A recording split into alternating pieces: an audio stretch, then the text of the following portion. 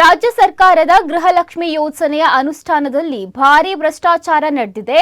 ಯೋಜನೆಯನ್ನು ಸಮರ್ಪಕವಾಗಿ ಜಾರಿಗೊಳಿಸುವಲ್ಲಿ ಕಾಂಗ್ರೆಸ್ ಸರ್ಕಾರ ಸಂಪೂರ್ಣ ವಿಫಲವಾಗಿದೆ ಎಂದು ದಕ್ಷಿಣ ಕನ್ನಡ ಬಿಜೆಪಿ ಜಿಲ್ಲಾಧ್ಯಕ್ಷ ಸತೀಶ್ ಕುಂಪಳ ಆರೋಪಿಸಿದ್ದಾರೆ. ಜಿಲ್ಲಾ ಬಿಜೆಪಿ ಕಚೇರಿಯಲ್ಲಿ ನಡೆದ ಸುದ್ದಿಗೋಷ್ಠಿಯಲ್ಲಿ ಮಾತನಾಡಿದ ಅವರು, ಮುಖ್ಯಮಂತ್ರಿ ಸ್ಥಾನ ಬದಲಾವಣೆಯ ಬಳಿಕ ಗೃಹಲಕ್ಷ್ಮಿ ಯೋಜನೆಯ ಅನುಷ್ಠಾನದ ವೈಫಲ್ಯ ಹಾಗೂ ಭ್ರಷ್ಟಾಚಾರದ ಕುರಿತು ಕಾಂಗ್ರೆಸ್ ನಾಯಕರೇ ಬಹಿರಂಗವಾಗಿ ಮಾತನಾಡುತ್ತಿರುವುದು ಸರ್ಕಾರದ ವೈಫಲ್ಯಕ್ಕೆ ಸಾಕ್ಷಿಯಾಗಿದೆ ಎಂದರು.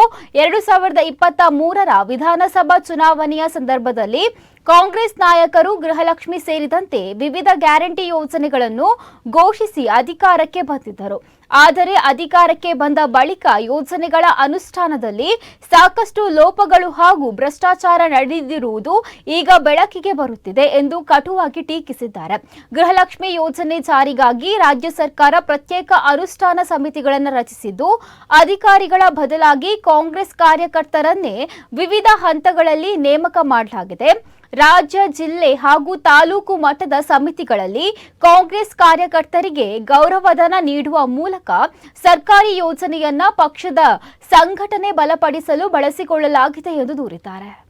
ಪ್ರಾರಂಭದ ದಿನಗಳಿಂದ ಅವರು ಮುಖ್ಯಮಂತ್ರಿ, ಇವರು ಮುಖ್ಯಮಂತ್ರಿ ಅಂತ ಒಟ್ಟು ಮುಖ್ಯಮಂತ್ರಿ ಗಾದಿಯ ಬಗ್ಗೆನೇ ಒಟ್ಟು ಚರ್ಚೆ ಆಗಿ ಯಾವ ಆಧಾರದ ಮೇಲೆ ಅಧಿಕಾರವನ್ನು ಪಡೆದಿದ್ದಾರೆ ಅದನ್ನು ಮರೆತು ಈ ರಾಜ್ಯದಲ್ಲಿ ಅಧಿಕಾರವನ್ನು ಮಾಡುವಂಥ ಕೆಲಸವನ್ನು ಕಾಂಗ್ರೆಸ್ ಸರ್ಕಾರ ಮಾಡಿದೆ. ವಿಶೇಷವಾಗಿ ರಾಜ್ಯದಲ್ಲಿ ಗೃಹಲಕ್ಷ್ಮಿ ಯೋಜನೆಯ ಮುಖಾಂತರ ಅಥವಾ ಗೃಹಜ್ಯೋತಿ ಯೋಜನೆ ಮುಖಾಂತರ ಈ ರಾಜ್ಯದಲ್ಲಿ ದೊಡ್ಡ ಪ್ರಮಾಣದ ಮತವನ್ನು ಪಡೆಯುವುದರ ಮುಖಾಂತರ ರಾಜ್ಯ ಸರ್ಕಾರ, ಸಿದ್ದರಾಮಯ್ಯ ನೇತೃತ್ವದ ಸರ್ಕಾರ ಅಧಿಕಾರಕ್ಕೆ ಬಂದದ್ದು ನಮಗೆಲ್ಲ ಗೊತ್ತಿದೆ.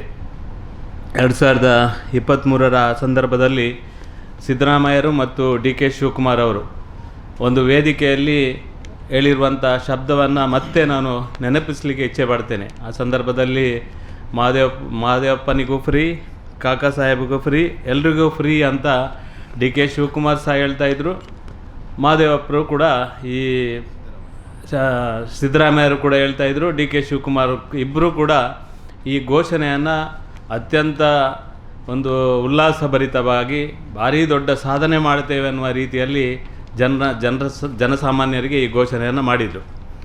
ಆದರೆ ದುರ್ದೈವ ಸಿದ್ದರಾಮಯ್ಯರು ಯಾವಾಗ ಅಧಿಕಾರವನ್ನು ಬಿಟ್ಟು ಡಿ ಕೆ ಶಿವಕುಮಾರ್ ಅವರಿಗೆ ಕೊಟ್ಟರ, ಆ ಸಂದರ್ಭದಲ್ಲಿ ಡಿ ಕೆ ಶಿವಕುಮಾರ್ ಅವರು ಮಾಡಿದ ಮೊದಲ ಕೆಲಸ ಏನಂದರೆ, ಇಡೀ ರಾಜ್ಯದಲ್ಲಿ ಕಳೆದ 2.5-3 ವರ್ಷದಲ್ಲಿ ಸಿದ್ದರಾಮಯ್ಯರು ಆಡಳಿತವೇ ಸರಿ ಮಾಡಲಿಲ್ಲ.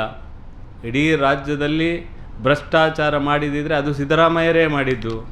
ಗೃಹಲಕ್ಷ್ಮಿ ಯೋಜನೆಯನ್ನು ಅನುಷ್ಠಾನ ಮಾಡುವಲ್ಲಿ ಸಂಪೂರ್ಣ ವಿಫಲ ಆಗಿರುವಂಥದ್ದು ಸಿದ್ದರಾಮಯ್ಯರೇ ಎನ್ನುವ ರೀತಿಯಲ್ಲಿ ಈ ರಾಜ್ಯದಲ್ಲಿ ಬಿಂಬಿಸುವ ಒಂದು ಪ್ರಯತ್ನ ಆಗಿದೆ ಅಂತ ನಾನು ಹೇಳಲಿಕ್ಕೆ ಇಚ್ಛೆ ಪಡ್ತೇನೆ.